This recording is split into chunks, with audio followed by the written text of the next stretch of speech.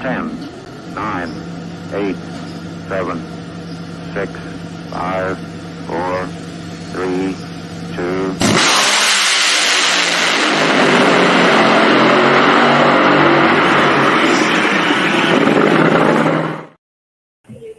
And live while just vibing here at the Starbucks.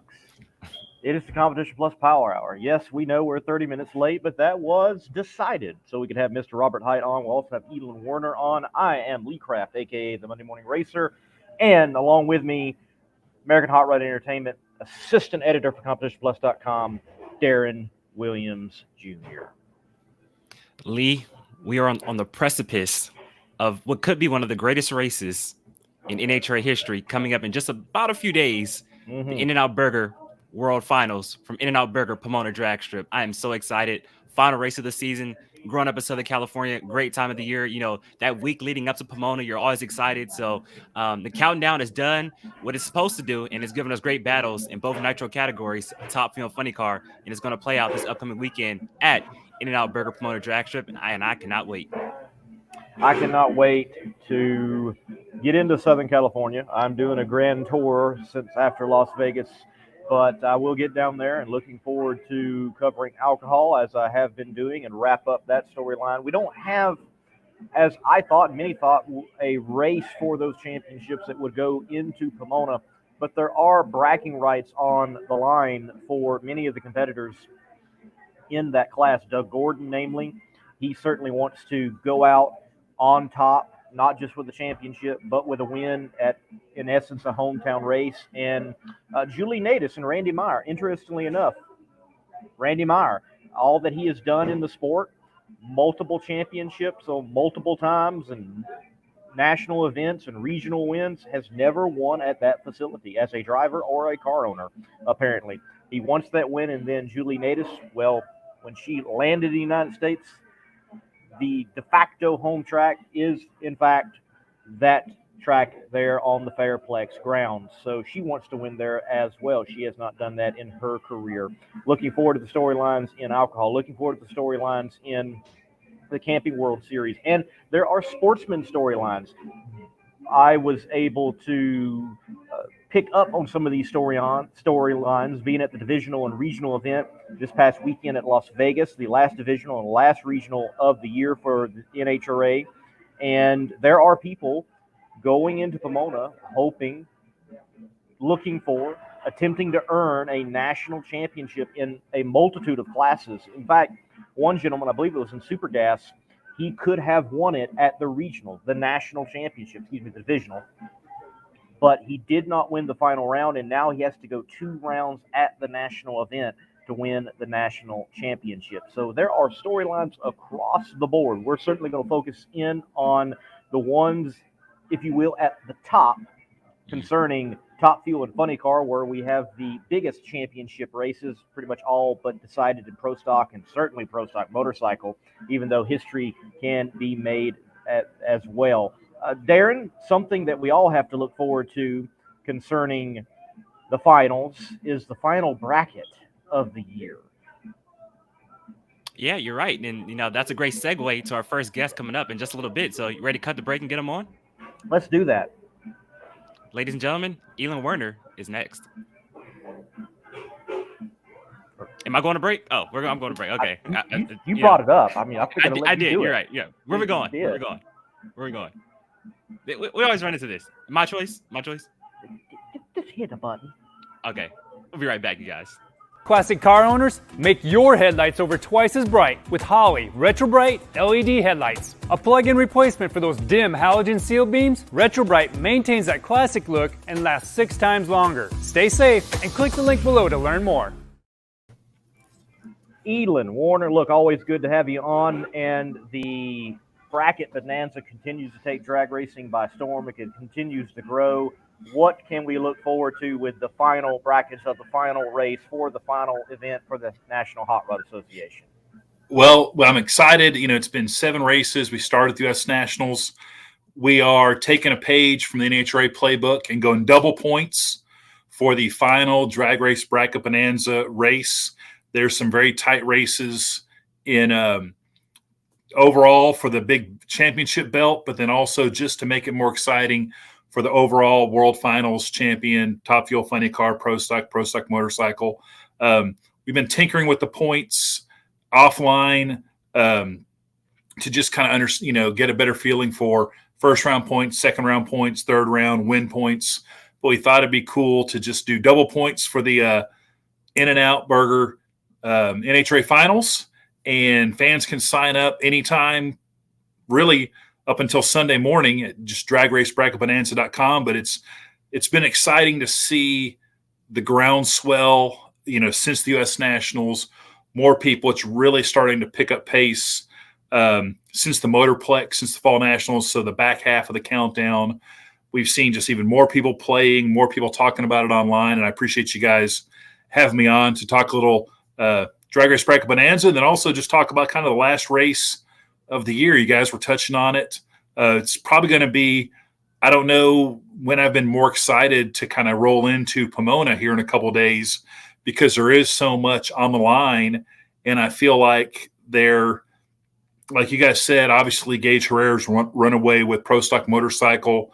I think the only real question is he going to win all the countdown races, or is Eddie Krawick going to find a way to win number 50?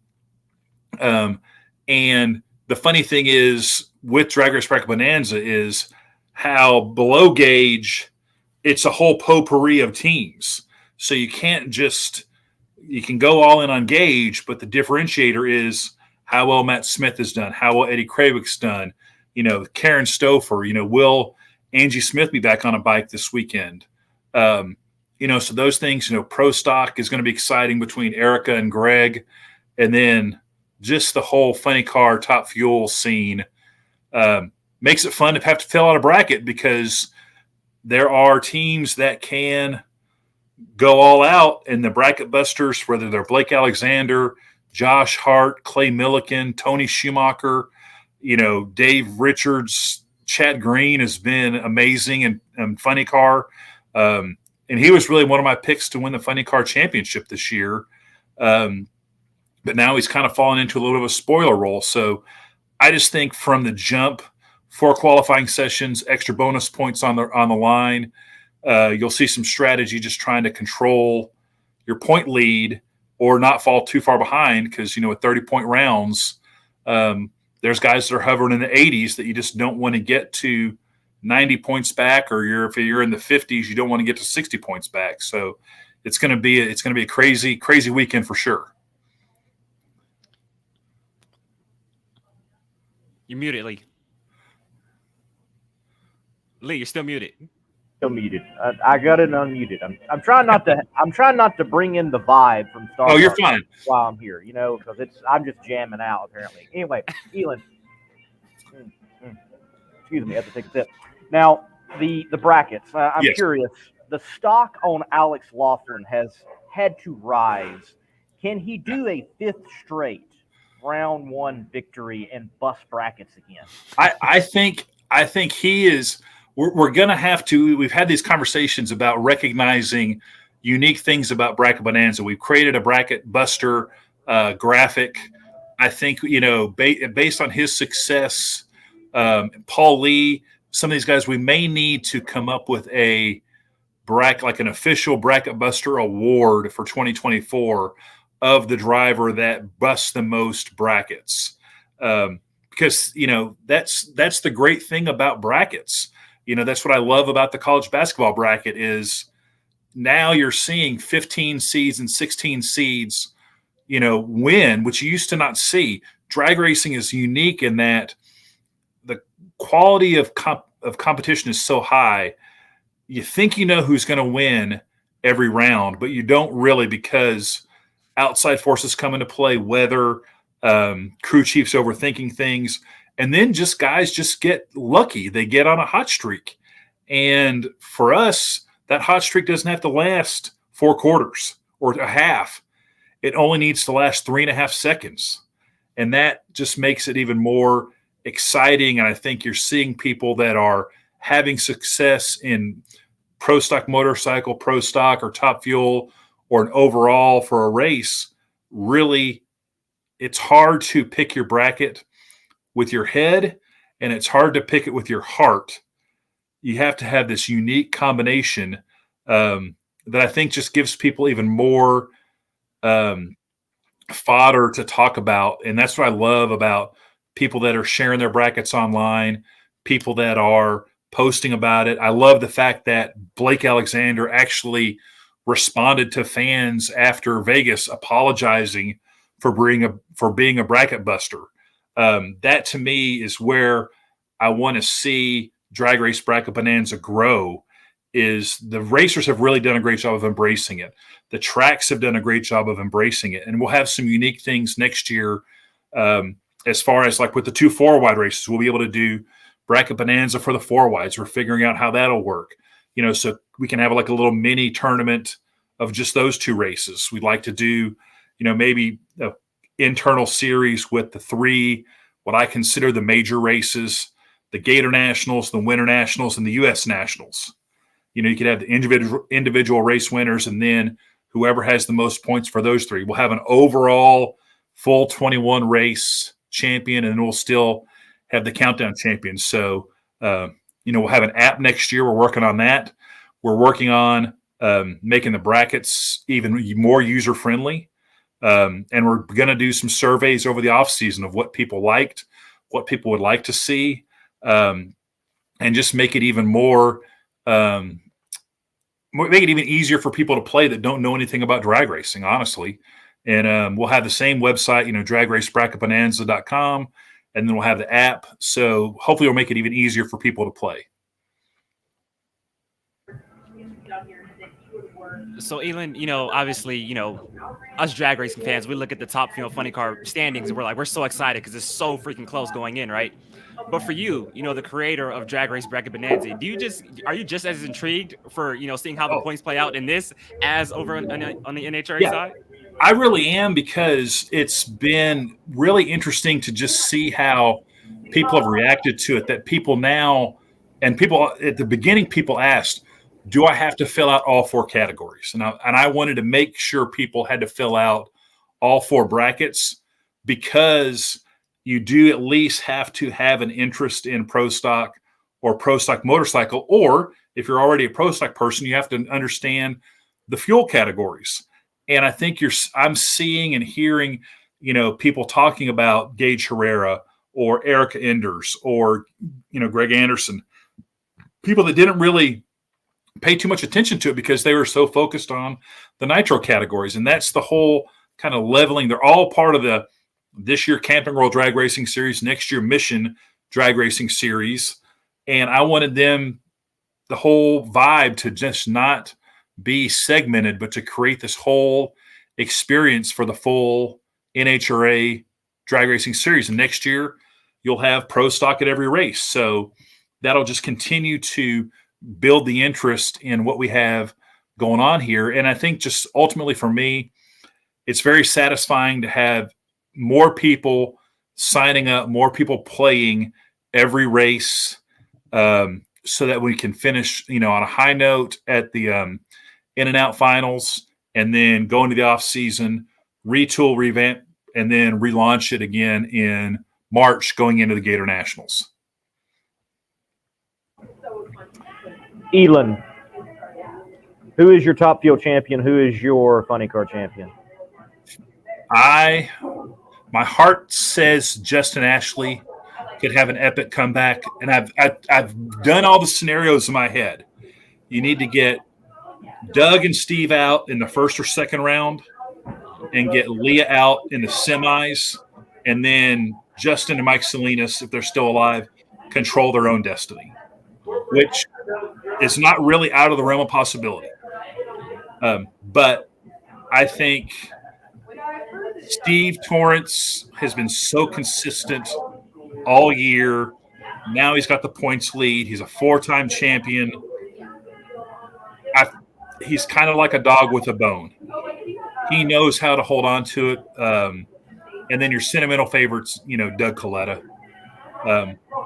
But if I take a step back and put my PR hat on, Leah Pruitt winning a Top Fuel championship could be that tipping point to maybe take us to another level. I think she'd be a great champion. So I know I didn't answer your question because I gave you 4 options, but I'm gonna lock it in. Heart says Justin Ashley. Head says Steve Torrance. Funny car. Give me Matt Hagan. I think he's just a man on a mission. But then my heart says Bob Tasca. He would be an amazing champion. I think it would be great.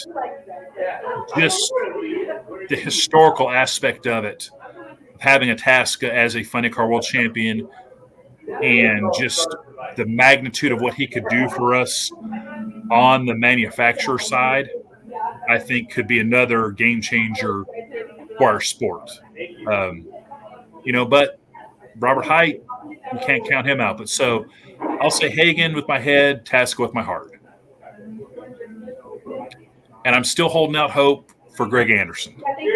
I know it's going to be a monumental. I mean, that's what's great about Pro Stock is either one of those people, Erica or Greg, will be fantastic champions. They'll be great for the category. The Erica story of how terrible her season started to come back and get the championship would be great. I think Greg, as the elder statesman now of that category, would be great. So I won't be too upset either way it goes. But I do love this underlying young crop of drivers that next year I'll go out on a limb and say neither Greg or Erica wins the championship in 2024.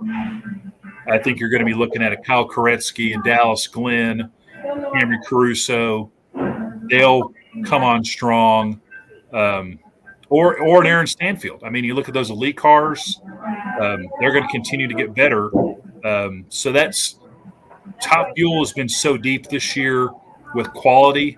I think Pro Stock has been deep with quantity, and they're going to move into a quality deepness in 2024, I think, for Pro Stock. It has been fascinating with Pro Stock that we almost had wrote off Greg Anderson and Eric Enders, and here they come swinging back on the pendulum, and we have these, I dare say, old rivals vying for the championship when we were expecting Dallas Glenn, Derek Kramer, Matt Hartford, those type of characters to be nabbing up the 2023 Pro Stock NHRA Camping World Championship. So that is certainly surprising. Elon, what number on whatever particular weekend is the largest amount of participation that you have got for Bracket Bonanza? What's the number to beat? So Vegas was our biggest race as far as brackets filled out. And we had almost just over 600 brackets filled out.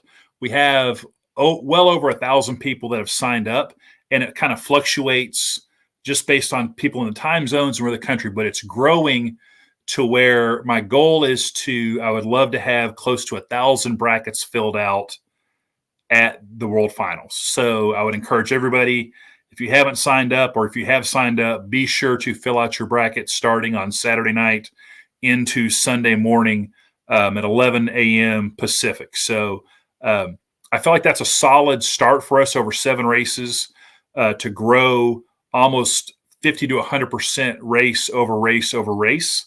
And the great thing is people are opting in to get the emails.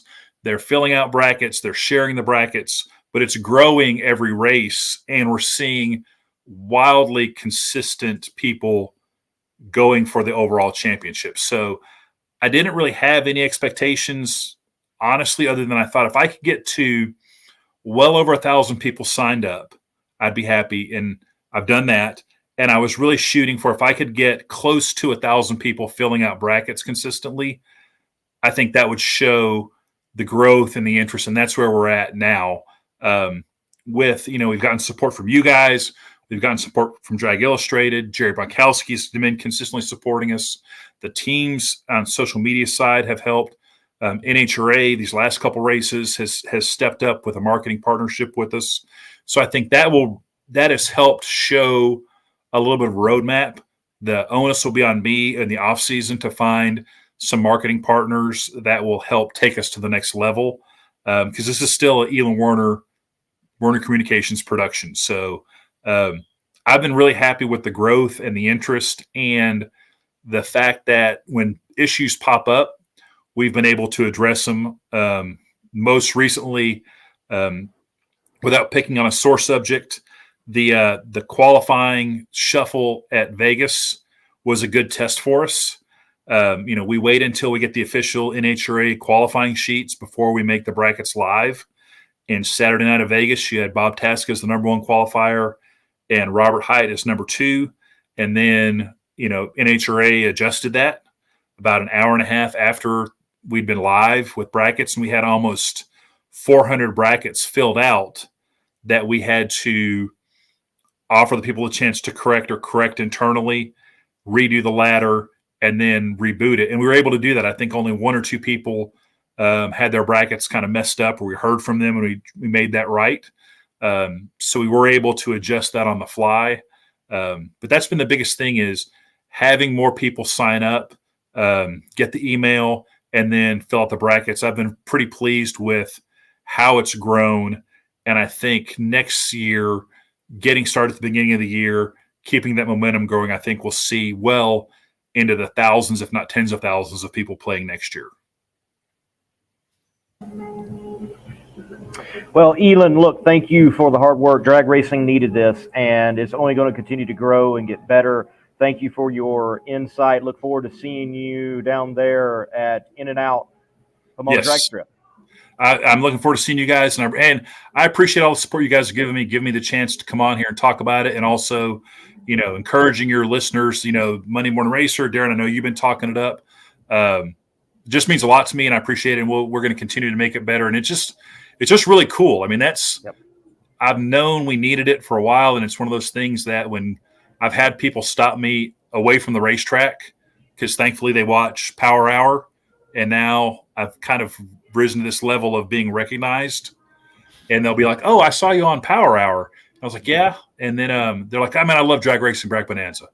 I play with my dad, or my mom and I play, and we really dig it." And so that's probably the coolest part, is that to have people that you have no idea that are out there playing it let you know, "Oh, hey, I really enjoy playing it." So just encourage everybody to sign up, share it, and we'll make it even better next year.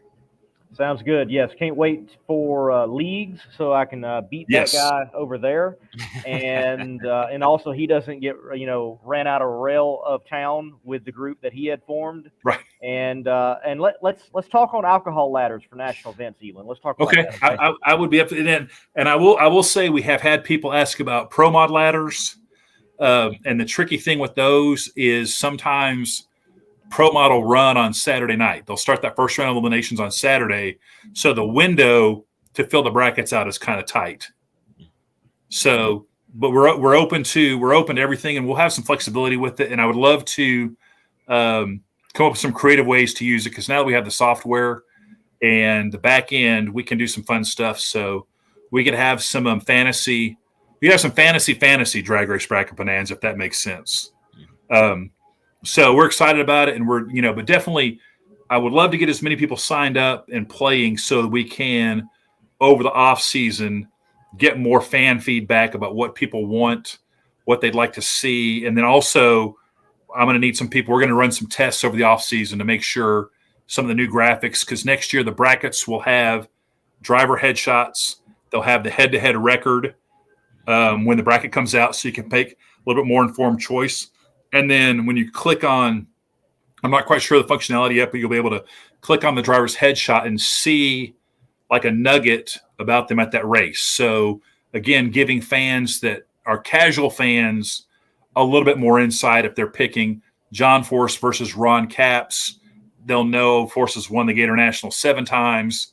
Last year he, was runner-up, just to make it more user-friendly for people that may not know what exactly they're picking. So it'll be 10 times better next year. Man, it's already great now. Cannot wait till 2024 and go throughout a whole year and run for a championship nationally and all of it. It's going to be great. All of it. Yeah. Excellent. Thank you, Elon. All right. Hey, I appreciate you guys. So you guys have a good night.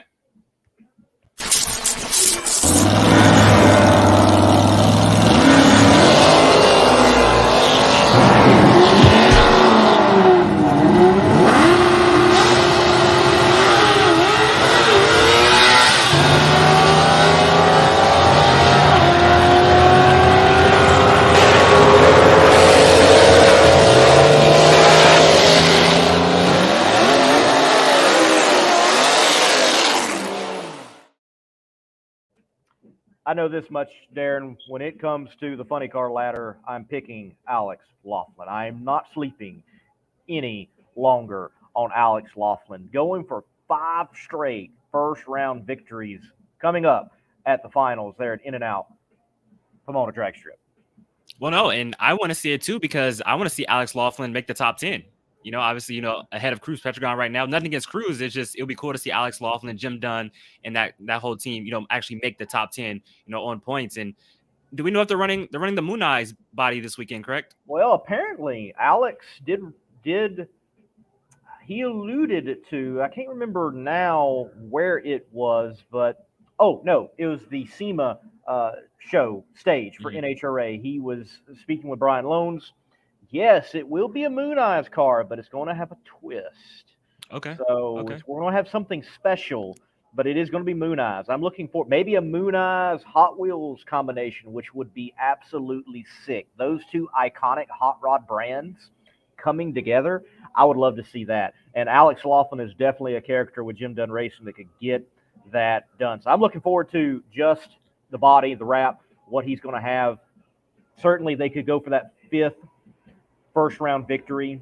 When was the last time we said that about Jim Dunn Racing? It has been a while, but they've been able to encroach a bit on better performance. And I have to agree with you, Cruz Petragon, they need, last year they go into Pomona, they get that win. They needed the win. They need that win even more this year. They need it badly. And they have a knack at Pomona, some way, somehow, of doing very well there, almost Coletta-esque, if you will, at one point. So Cruz needs a good showing this upcoming weekend. And I know that we're going to talk with Robert Hight later on the show. Looking forward to having him on. I know that Bob Tasca is there. You've got Robert Hight. You've got Matt Hagan, and far out there, Ron Capps, probably not really a chance, but you've got those players going into Pomona. Who do you think really needs the best showing out of all those that don't really have a chance in funny car? I think that's easy. John Force. He needs to win a race. The last time John Force went winless during the season was 2009. So been a while since John Force went winless during the season. And before that, the last time he went winless was 1986. So obviously we all know John Force, the greatest of all time. We're used to seeing him win, but be kind of tough to see him go winless here in 2023. So I think John Force, home track, In-N-Out Burger, Southern California. I think John Force needs to, pull off a win and end the season off on a high note. That would be good for John Force. Now, I know this, and nothing against John Force Racing, even Robert Hight coming up. If it comes down to John Force winning or Robert Hight getting a championship, I think we know the answer. Oh, for sure. And this is John Force needing a win if it doesn't play into, whatever happens with the championship, of course. That comes first with John Force Racing. But say the championship is wrapped up and John Force still happens to be in competition, I think you got to go for it. Oh, I completely agree. You've got to go for it. And it would be good to see John win. And it's not like John has had some close moments this year, and there have been times where they have performed exceptionally well. Then there has been other races where it seemed like John was ready to hang up the wheel, frankly. But, going back to Pomona where there was so much controversy last time with John and J.R. Todd, he has certainly reminded everyone that he is the greatest of all time and that he can drive a funny car, especially when you consider all the many other incidents that have happened since that very incident at Pomona. Going back to what is, in essence, a home track for him, it would be good to see John Force get another win and continue a streak. Yes, it would. And this is Pomona, California. This is John Force town. The fans, they love him from John Force. So I tell you what, if he pulls off the win this weekend, the house is going to go crazy. I can tell you that. They're going to go crazy. They're going to go wild, and it's not impossible. John, for whatever reason, and that team over his whole career, I don't care whether it's Austin Coyle going into now with Danny, whoever, there's a knack for rising to the occasion somehow. It is ingrained in my mind because it was my home national event, but Atlanta Dragway. He had not been performing that well. Boom, steps up, goes to the final, almost picks up that win over Bob Tasca. And he was not someone you would have picked coming in, but those type of moments, the first, the last, the big monies. Look, I wouldn't be shocked if the pro event coming up, John Force wins it. Something as historical as that, they get up on the wheel for it.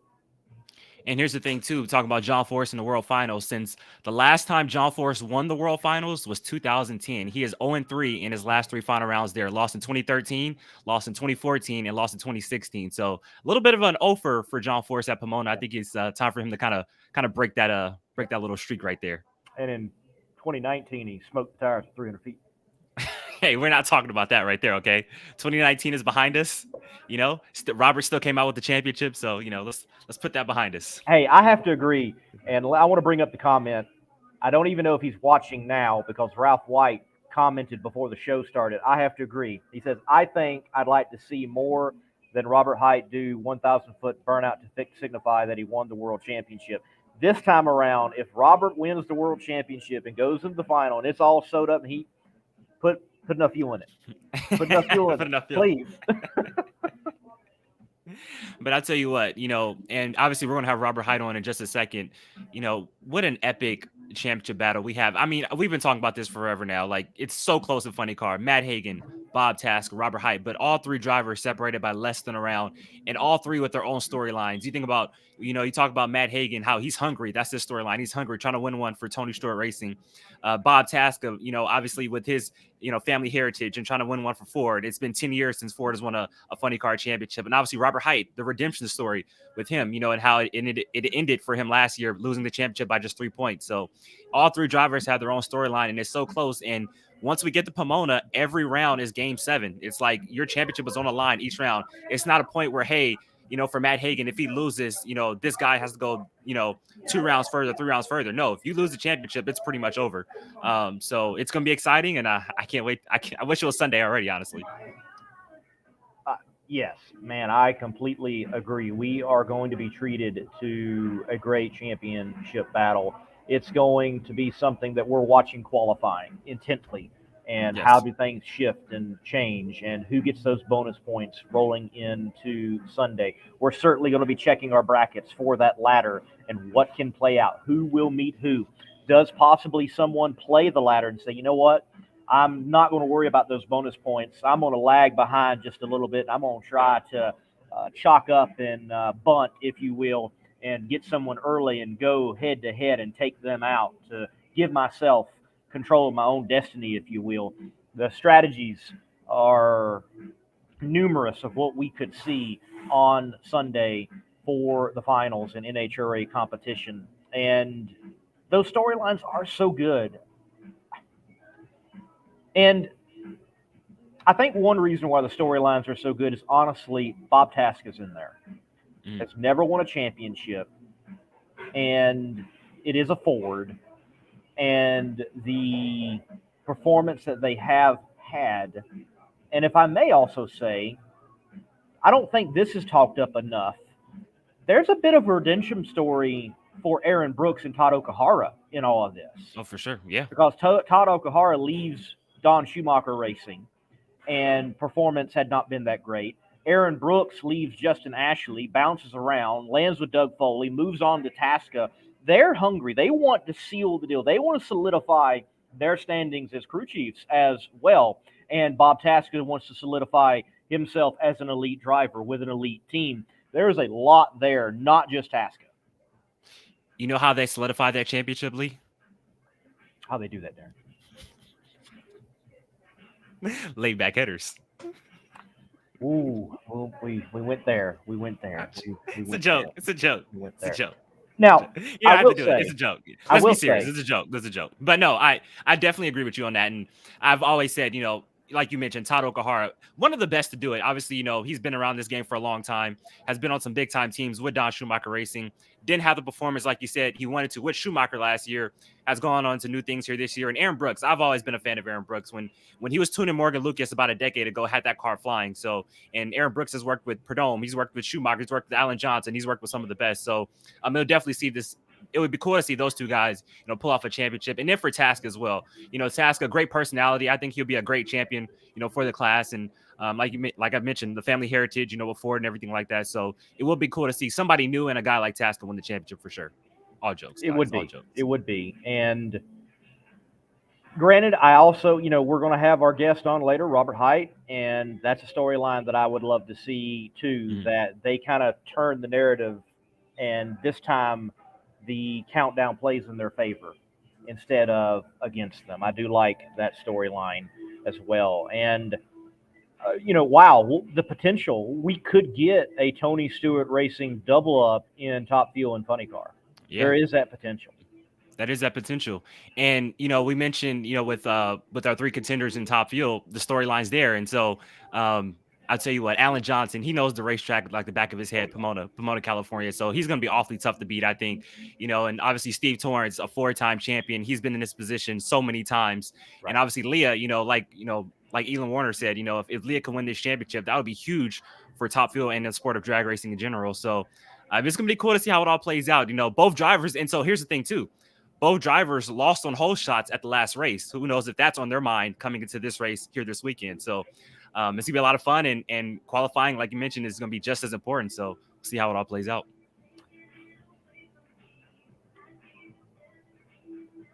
It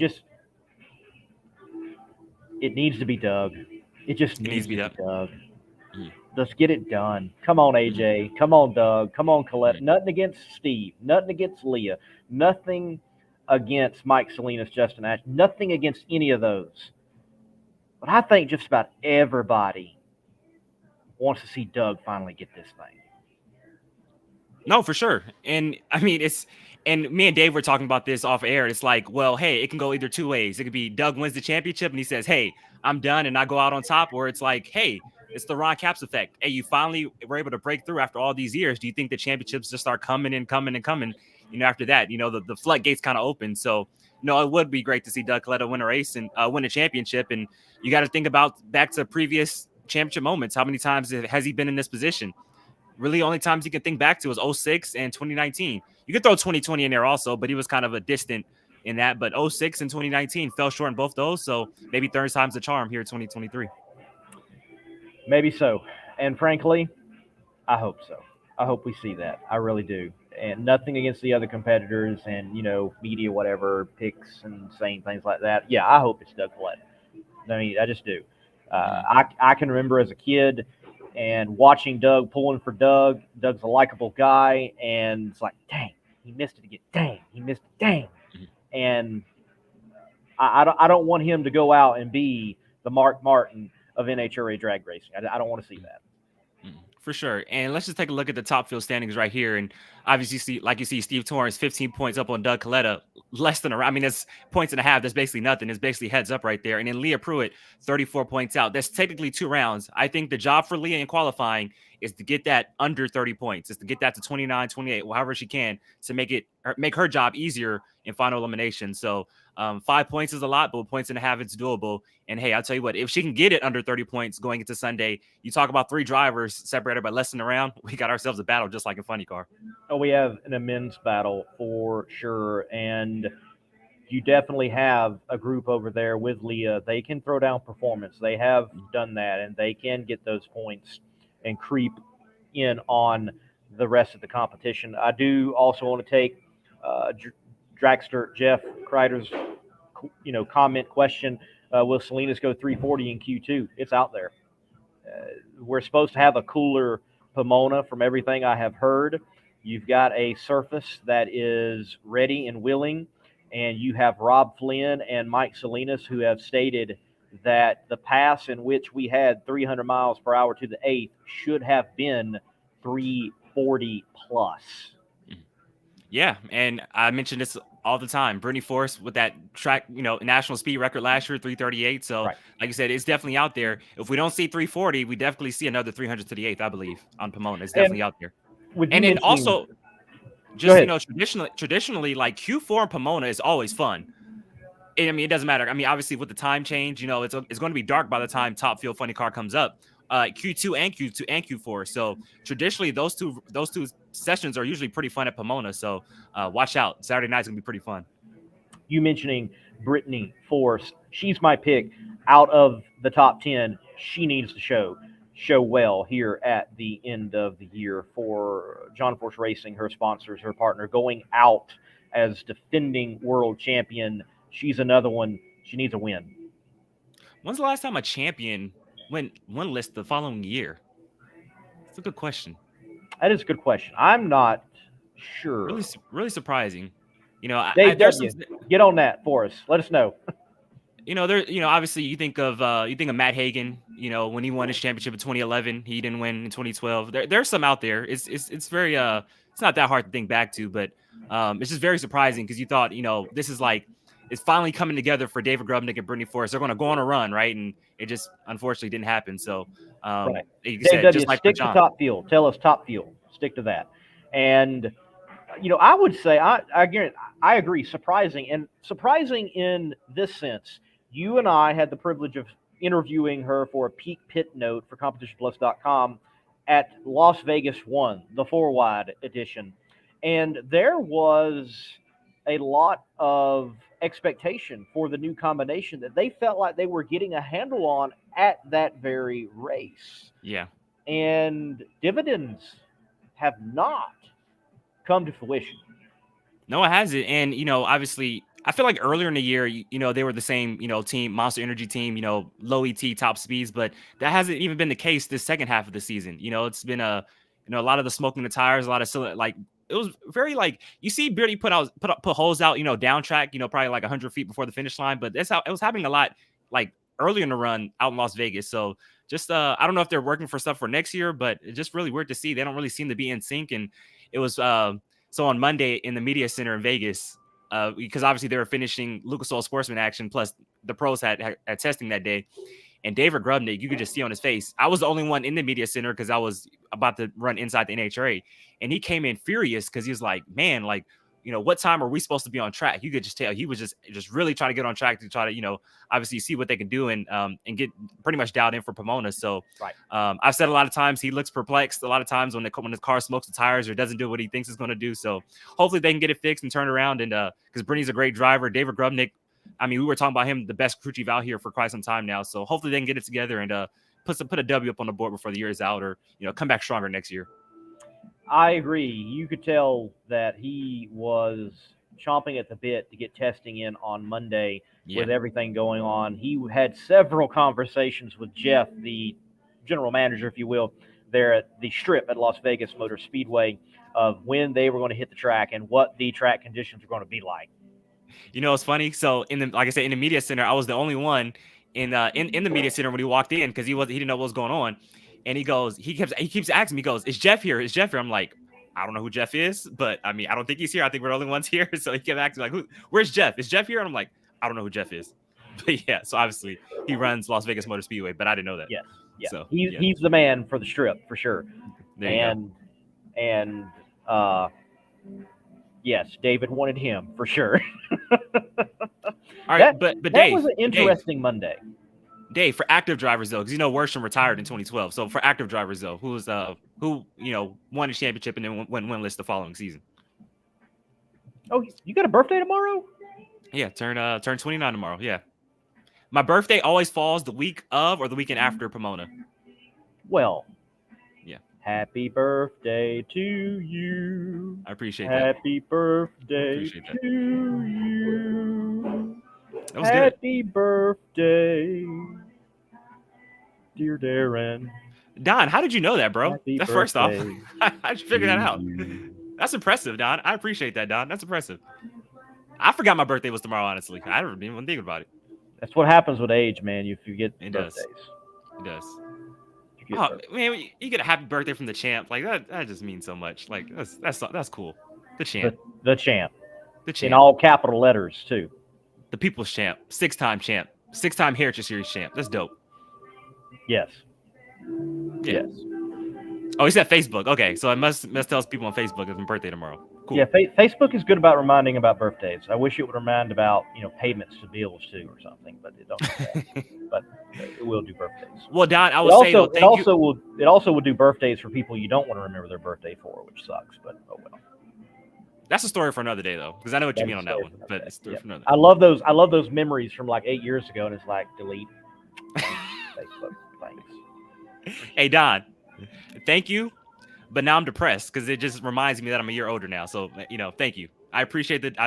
But I withheld my Kevin Hart reaction to your age, so I was graceful. Dang. So here we go. Eddie Hill. So wins the championship 93, goes winless in 94. There you go. There's your answer. Top fuel. Wow. Eddie Hill. So almost 20 years ago. Yeah. That's fascinating for Top Fuel. Wow. Yeah. 20 years ago. Yeah. And I know Matt Hagan did it in Funny Car because I remember he won a championship in 11 and had a pretty dismal year in 2012. So that is a show opener, like having Brittany Force on during the off season. Miss Force, you were the first driver in 20 years since Eddie hit. That is not a way you start the show. That is not a great way to start the show. I'll be very depressed if you start a show like that. That was me. Well, she definitely has an opportunity at home to do well, and they can do it, and they certainly do need to do it.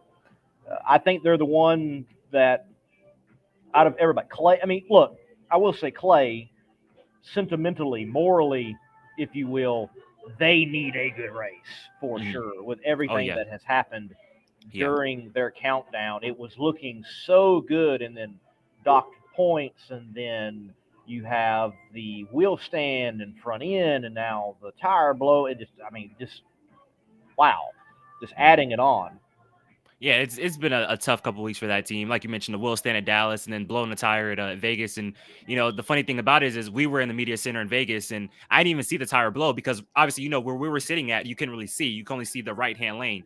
And once they get down track, where I sit at in Vegas, you cannot see nothing. Exactly. So I didn't even know he blew a tire until you hear Bobby Bennett go, "Holy!" Like he says, "Oh Jesus" or something like that. And I go, "What happened?" And I look up on the screen, and obviously, Clay Millican has that 3-wheel motion going on at the top end. So just a tough deal for that team. Past couple weeks, a lot of money involved, but like I said, hopefully they can get it together and finish off the season on a high note because it's been a career year for Clay Millican, and it would be cool to see him finish it off strong. It would be. Well, very quickly, I know that Elon did mention, and it is a long shot, Greg Anderson does have a chance, but more than likely we're going to see Erica Enders as the 2023 Pro Stock World Champion. Gage Herrera, that is all but sewed up. I mean, he just has to put it in the beams and qualify him basically. Yeah. Do you think, though, that he is going to submit with a victory the greatest Pro Stock motorcycle season of all time?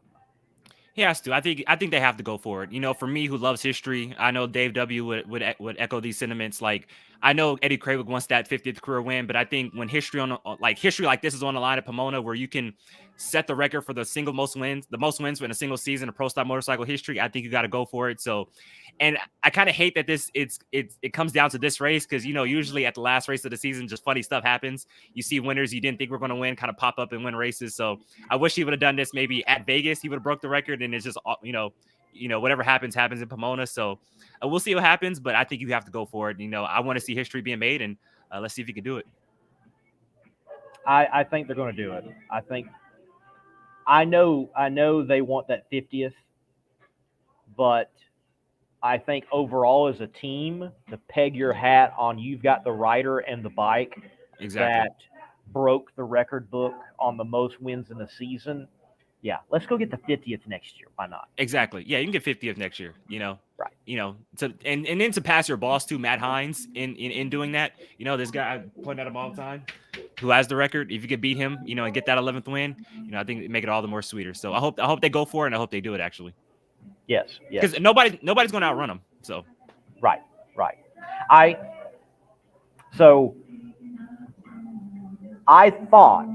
thought that Angel was going to creep up on Erica just a bit this past weekend in that win column. and motorsports and females win column, but she just did come up short against Sean Cowie. But if I may say, we do see right before us history in the making and the maturation of Angel's injected nitro career, and she's doing a pretty good job. And, mentioning that, you're basically referring to her final round appearance at the regional race this past weekend where she fell just a little bit short to Sean Cowie in the final round, correct? She just did, yes. But she made her first final, and I mean, it wouldn't have counted national event-wise, but overall female victories, it is an NHRA win, and she can gain there as well. And she's going to be back in that Samsels ride in Pomona. Samsels know how to tune that hot rod up, and conditions being good, they can go low ET routinely, and she's going to have a good hot rod for the finals. It's like 23 top alcohol dragsters entered in that race too. It's a insane. pretty large field. Dude, yeah, it's a pretty large insane. field. Yeah. Large field again. Yeah. And it is going to be a tough field to make. I expect you're going to have – it's going to be – I think the bump's going to be in the 30s. Mm-hmm. Do you know how many funny cars are entered for this race? I briefly looked. I don't remember. It will not be a full field from what I can remember, though. Gotcha. But it's still gonna be a great end to the season. I tell you what, we always talk about the Camping World Series and everything that's going on in there, but like you mentioned, there's still championships up for grab in the Lucas Oil Sportsman Series. Obviously, alcohol is gonna be on the property, so it's gonna be a great end to the year. Like I said, cool conditions. It's not gonna be as cool as I thought it would be from a week ago, but I tell you what, Q2, Q4 is gonna be a lot of fun. I tell you what, pack Pomona, please, because it's this could be one of the best right here, one of the best races we've seen so far. I really feel like this is a race you want to watch NHRA.tv. Yes. And what I mean by that is you're going to get the explanations clearly from NHRA.tv live on the Sportsman ranks. You're going to get, all right, ladies and gentlemen, here in Super Gas, these two people line up. This is for the World Championship, because you do have some of those storylines going into Pomona in a myriad of classes. I will say, though, and you can tell me if you agree with this or not, I feel like a lot of times, and this isn't a knock on any of the PA announcers, but I feel like when you watch it on TV, as far as like Fox and stuff like that, they know the championship scenarios a lot better than they do at the racetrack. That's just what I've noticed in years past. Would you agree with that or not? I don't know. I think I've noticed that a few times. Where I'm like, where you watch it and they're like, okay, they know what the actual scenarios are, from round to round when they come up. But the racetrack, it's like they know, but they don't know as exact as if you watch it on TV. Well, which is harder. I know, which is very harder. From, like, for example, the alcohol side, it's very challenging, and it's basically like I need to buy Mike Rice a cup of coffee and like buddy him up so I understand, because he's like the guy that really is the final say on like who claimed. Because when you go to an event, you don't always know who has claimed. You can't see that. That's tallied after. You can tell if they claimed after. If there's a way to see beforehand, I'm not sure. I have not seen that through the website. So, for example, we go into Dallas and didn't quite realize that Doug Gordon could sew it up. Didn't quite realize that Julie Natus could sew it up. It was a bit surprising that with Sean Bellemere and Tony Stewart going out early, that the rounds could be made up in such a way that it even got completed there in Dallas. Now, granted, Doug Gordon didn't know, and he didn't elude all the way, or, rascal, back there in St. Louis. But it gets interesting because you go back to St. Louis and the regional action there, and certain regional, you have regional races that go to your national event title claim, if you will. Taylor Vetter took out Tony Stewart, and Alan Reinhart was announcing that race, and he remarked, "Hey, Julie Natus is going to send Taylor, a thank you note, just a joke, playing on what transpired." But no, she didn't need to, because Tony wasn't claiming that race. He was basically testing. So it's just hard to be able to see some of that record-wise in process, and it's after. And I think you get that because people want to be careful about tallying things up because it can be confusing. Oh, for sure. You know, like Alan Reinhardt says, points are hard. So our numbers are hard. I think he said that one time. They do get hard.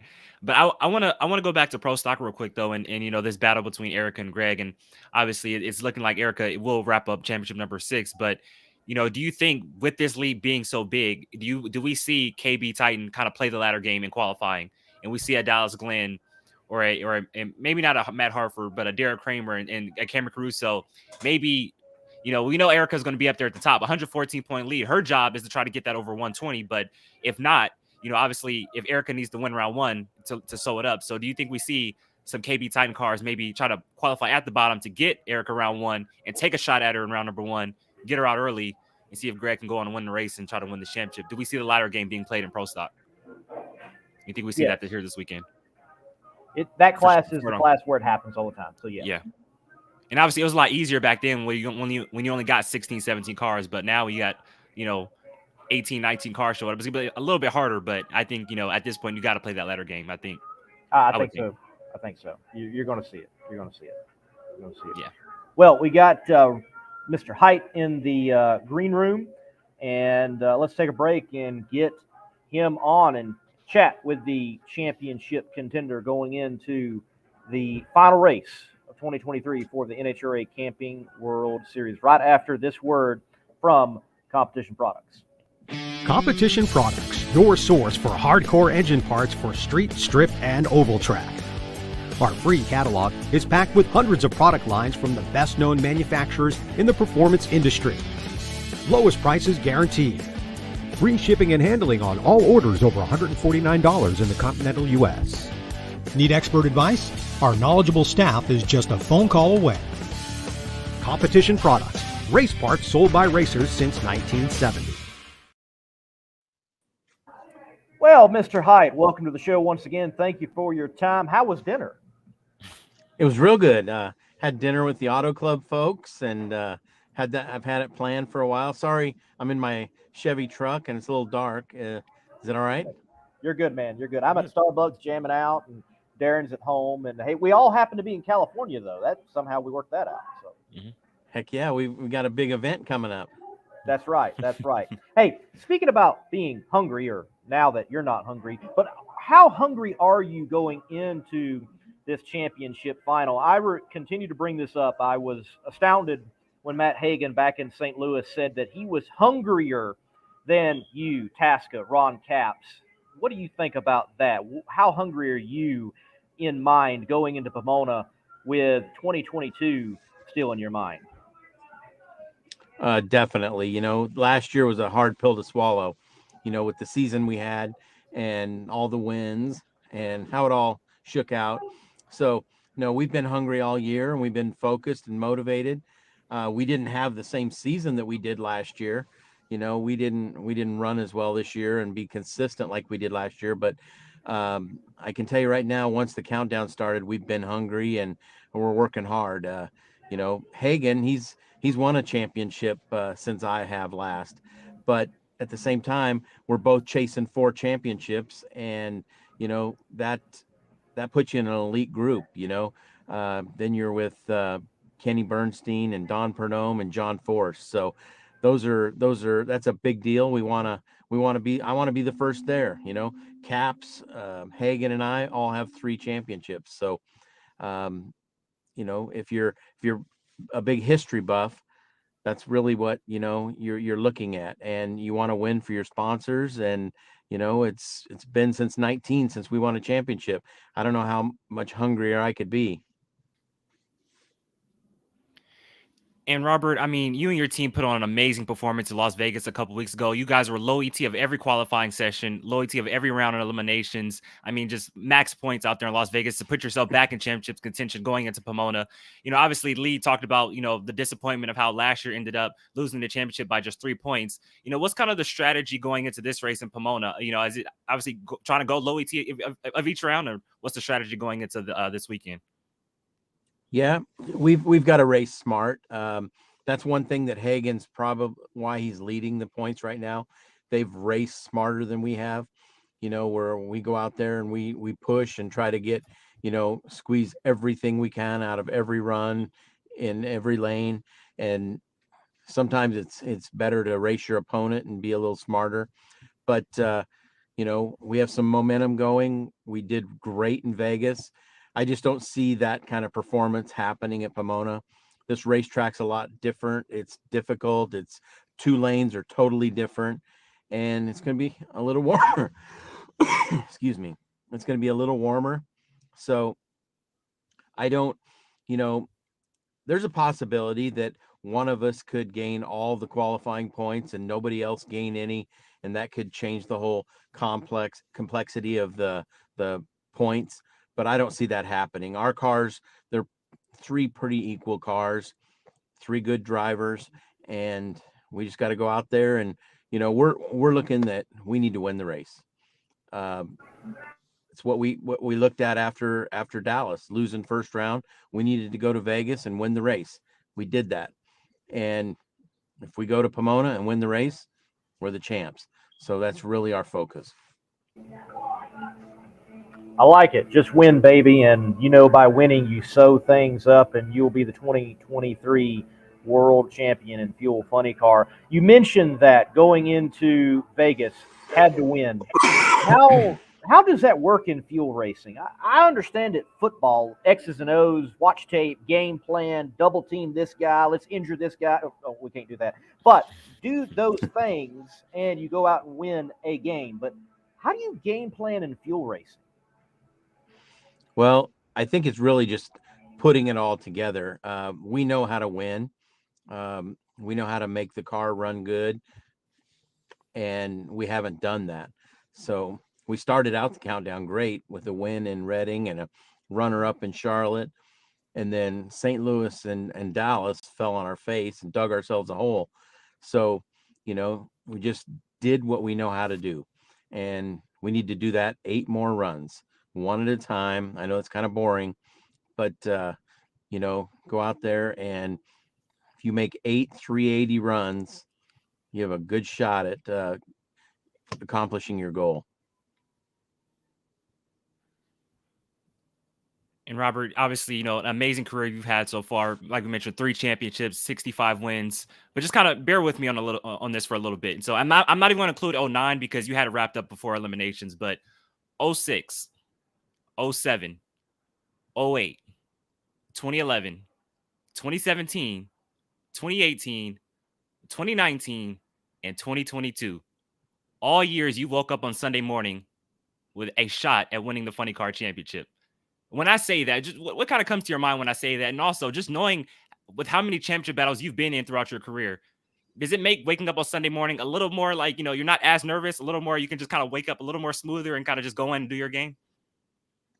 No, I mean, yeah, you look at that and you think, wow, we should have more championships. When you put it into perspective like that, we should have sealed the deal more often, but we haven't. And, there's been a lot of different things happen. I remember in 2008, it was Cruz and Wilkerson and I battling it out for the championship, and Tommy Lasorda from the Dodgers, I'm a big Dodger fan, came out and we lost first round. He came back to my pit, and I figured he'd be gone and has done the job that he was there to do, but he came back to see me and my team, and he told us next year starts right now. And that's the way it was from 22 last year. We had to pick ourselves up and, get back at it and try to get back here and win. And here we are again with another opportunity. And I guess at the beginning of every year, if you were guaranteed to be in the hunt the last day of the season, that's all you could ever ask for, right? Would I rather be Gage Herrera and have it basically wrapped up? Yeah, probably. But the competition in Funny Car that's never going to happen.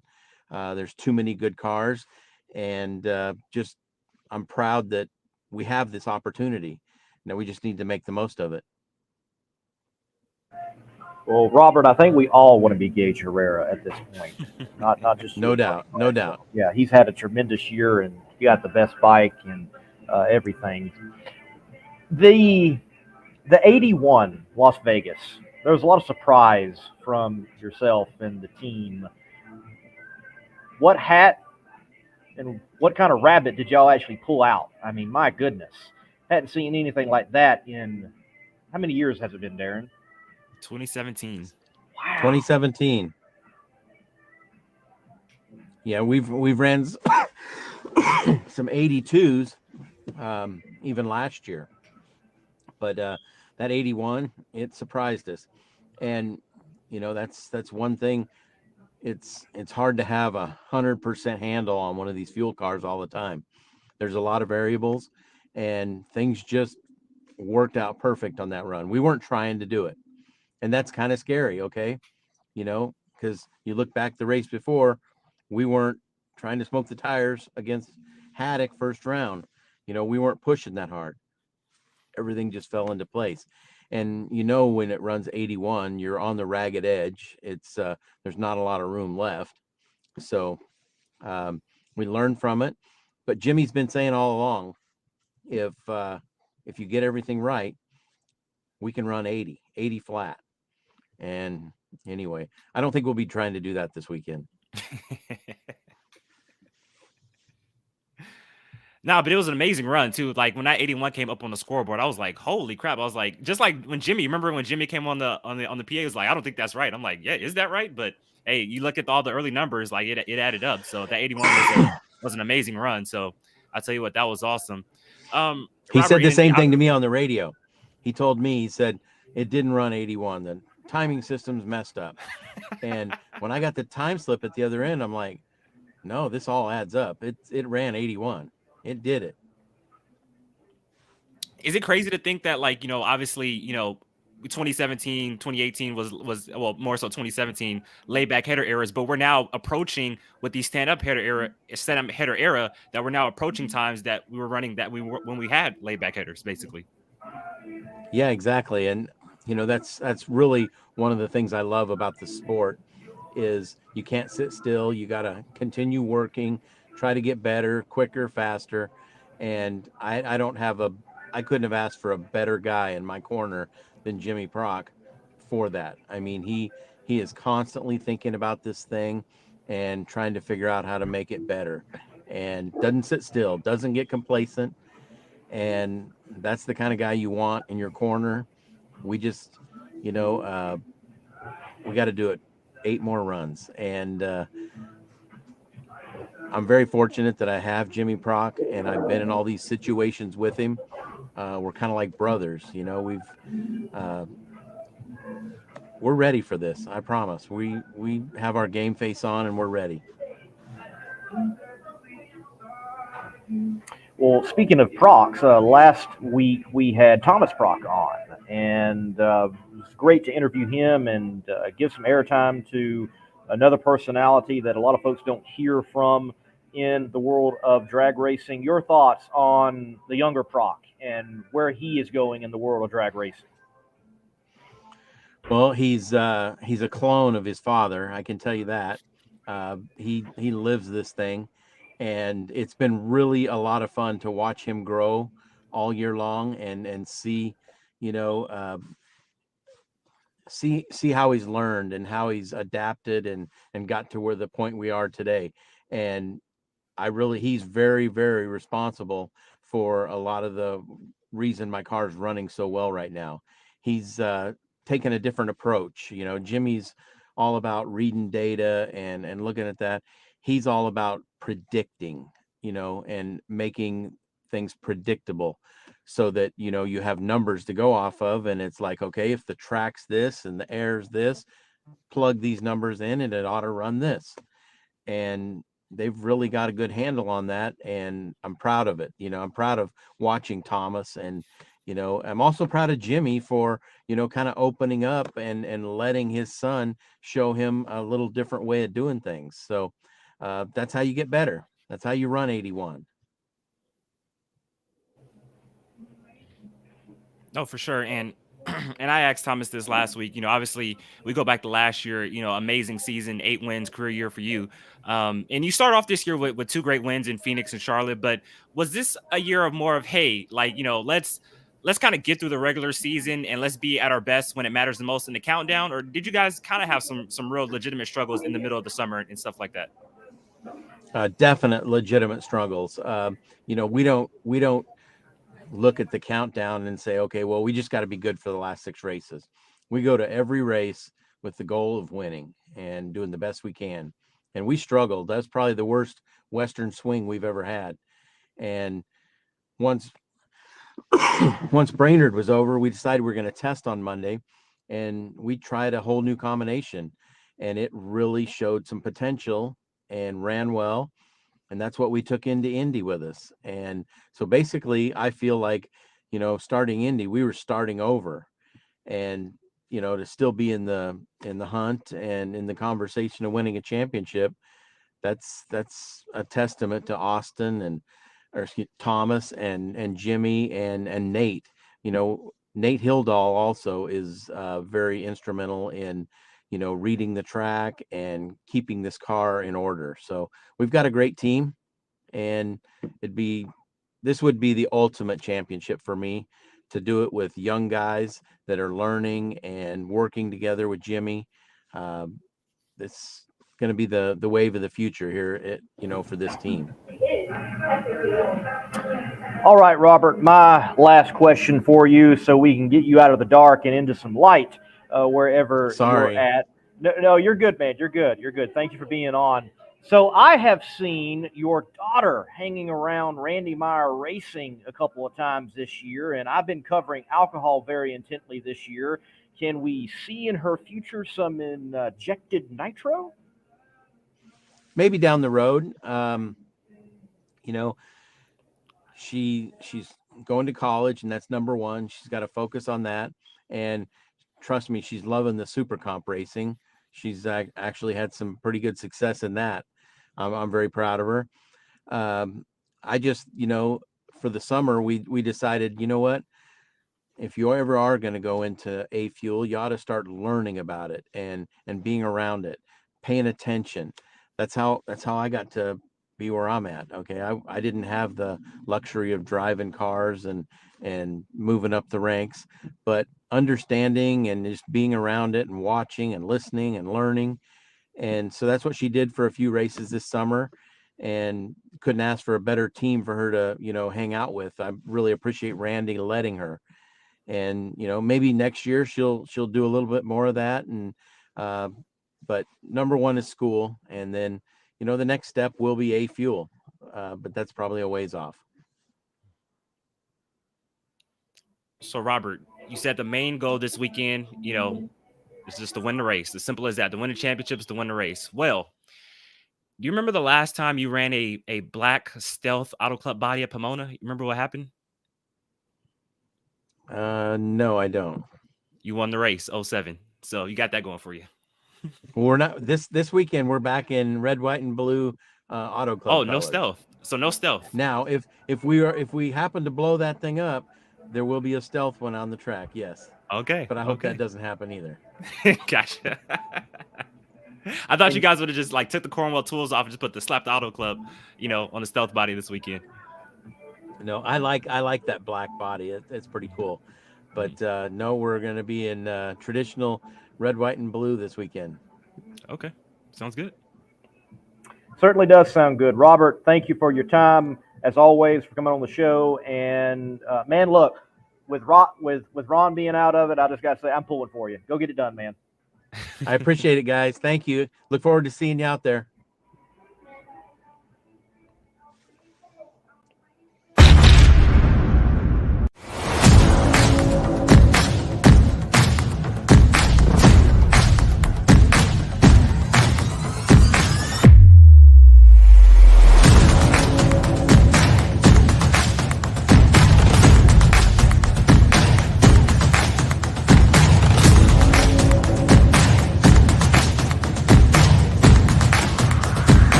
All right, Mr. Williams. Once again, another great show here on the Competition Plus Power Hour.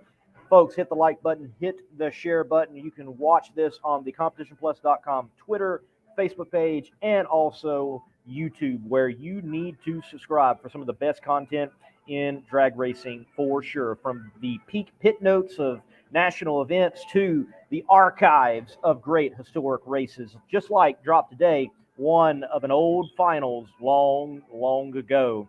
But Darren, I've got to get out of this Starbucks very soon. I already have the baristas looking at me like, well, this darn fool shut up and get out of here so we can shut this place down. Before I get out of here, though, I was hoping to see a stealth Auto Club body. I was really hoping for that. I was hoping you would remember that we covered that last week. Oh, Thomas did. He said we're on red, white, and blue body. Oh, let's see. Old age. See, you're older. See, you forget stuff faster. You forget stuff. You do. You do. So, man, my bad. Dang. My bad. Dang.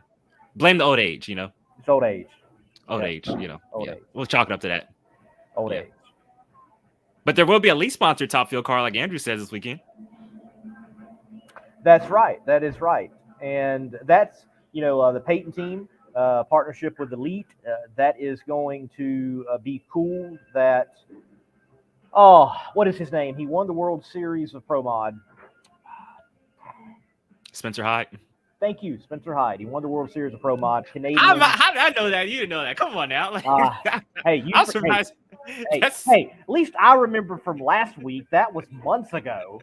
All right. But aren't you the Pro Mod guy though? Like, just saying. I don't know. Look, I like Pro Mod, but Pro Mod, it has even stepped away from its essence of what it was. Pro Mod and Pro Stock have identity crises, okay?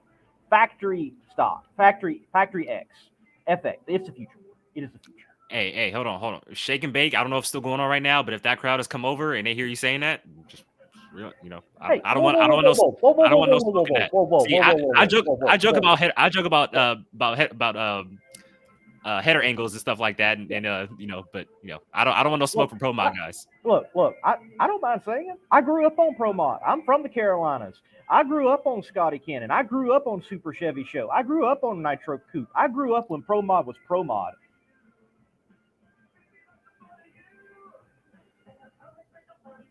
Mic drop. I like it. I still don't want no smoke from him, though.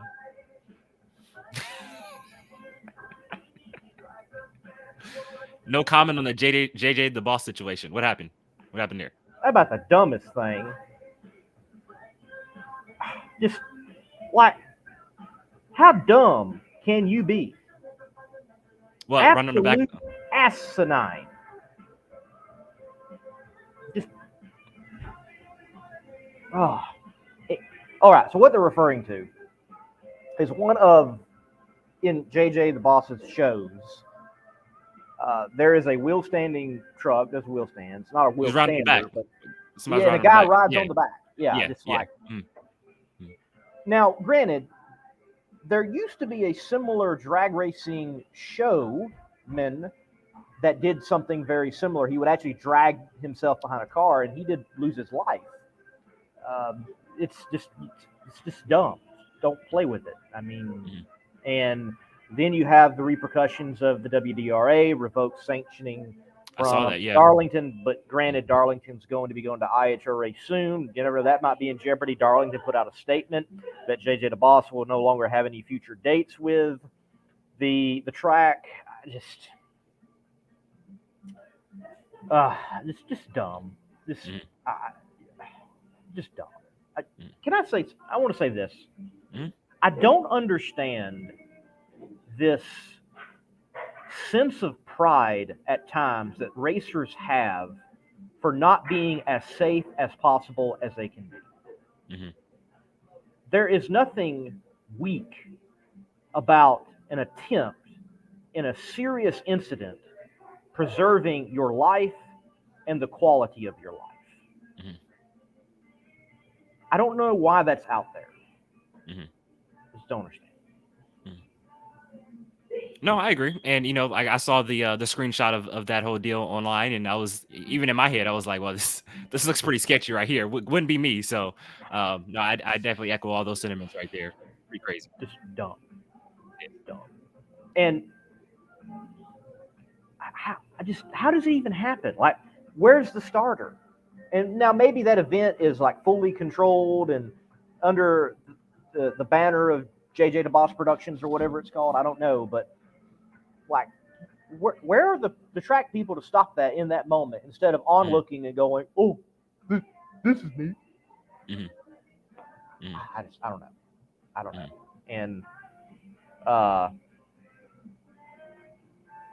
And well, I would disagree, Drag Racing Mayhem. The whole no prep scene, you know, the danger and the challenge, that's not, I don't think that's what it's about. You know, you have wrecks on prep surfaces, and the idea, the situation with no prep, or you go, for example, like a back at the track type of scenario, it's you want to simulate the street as much as possible, want to get a car down without any aid. That's what it is. That's what it boils down to. If anything, it goes back to drag racing as to its roots as you can. For sure. Well, I know, man. I know you got to get out of here. So let's end it on this. Before we get out of here, man, how much In-N-Out Burger are you going to eat this upcoming weekend? Just curious. I will at least have one, but I am doing very well, and I do not want to ruin my gains in the sense of losses. So I will probably have one, and that will be it. You are looking good, man. I got to applaud you on all the hard work you've done, for sure. No, for real. I'm being serious right now. You've put on a lot of hard work, and it's great to see that work, paying off, for real. And I will applaud myself in this respect, because weight loss, look, anybody should be proud of weight loss. Losing weight can affect you in so many ways, your health, your confidence, just everything. But with the way I've done it, because I haven't done any peels or injections or surgery, it's just good old-fashioned, hit the weight room, do cardio, eat better. But I've been able to do it on the road. I've done almost 70,000 miles this year and still have lost weight. Though I'm not the biggest Planet Fitness fan, that Planet Fitness membership is one of the best investments I have ever made. And then the ability to go into Pilot or Love's travel centers and still eat right, learn how to do that, and you don't really have any excuses, folks. That Planet Fitness, they give you a black card too, right? You get a black card, right? Yeah, you got your black card. Okay, yeah. I had my soul card long ago. Okay, yeah. It's cool you got a black card. I like that, Black card. Yeah. You certainly ain't got no white one. Yeah, not every white person can get a black card, so just know that, Oh, we're going to be canceled for sure. Yes. That's one segment of the show all the time. You got to do it. One segment of the show, yes. Yes. Yeah. Okay. Yeah. Well, look, these baristas are like, get out of here. So I need to go. I'll wrap it up. You'll wrap it up? Okay. I'll wrap it up. Thank you, Darren. All right. Safe travels, man. I'll see you Friday at Pomona. What about Thursday? I'll be there Friday. I got to work Thursday. Oh, by the way, I got to respond to them, but I didn't know this, but I didn't know it, but I didn't know until now that there's an event going on. So Thursday night, and I'll send you more information. Maybe you all online can look it up too. Doug Gordon has a fan group. It's called Gordon's Goons, and they have a get-together Thursday night before the races at Pomona. So that's cool that you have that with alcohol. I like that. We're at on Thursday. Do you know location? Let's see. I'll dive into the archives. And while you're doing that, who are you asking to the NHRA banquet? Just curious. You have anybody in mind? Anybody in mind? Just curious. There's options. Okay, just wondering. There's options. There's options. I told you I was gonna get you back at one show, and this is my get back. So just curious. Man, you got a whole lot of get back this year. You have went over your get back. I know that much. Have I now? Place called Tees Lounge in Covina. West Covina. That's not far from Pomona. So right down the road. Yeah. Okay. Yeah. Okay. Yeah, I think I'm gonna head out there. Do something out there. Yeah. Sounds good. Yeah. Sounds good. Yeah. Cool. All right, man. I'll wrap it up. I gotta promote inside the NHRA. You wrap it up. Yeah, and I'll go contemplate my options. Thanks, man. Oh man, Lee Craft, the Monday Morning Racer. Before we get out of here, a little more news. Dale Worsham, two-time NHRA World Champion Dale Worsham, will be making his return here at In-N-Out Burger Pomona Drag Strip here this weekend. So great to see Dale Worsham back behind the wheel of a Nitro car. He'll be driving Nitro Funny Car. And if you guys would like to join us here at 6 o'clock p.m. Pacific time, 9 o'clock Eastern time, final Inside the NHRA of the year. Yes, final show of the year. Myself, Dave W. I'm sure Lee Craft will be on there. We'll have everybody. Dujane Bland, Kellen Nitro. We'll have everybody on this final show. So make sure to come back here Sunday night after the race, 6 o'clock p.m. Pacific time, 9 o'clock p.m. Eastern time. Final Inside the NHRA of the year. We'll be crowning champions and might even have some champions on the show. So make sure to tune in. Could have Erica Enders, could have Gage Herrera, and whoever wins it in Top Fuel or Funny Car live on the show Sunday night. So make sure to tune in. It's going to be a lot of fun. And thank you guys all for tuning in to another special edition of the Competition Plus Power Hour. Make sure to like this show, share this show, and we'll see you guys this Sunday and next Tuesday. Good night, everybody.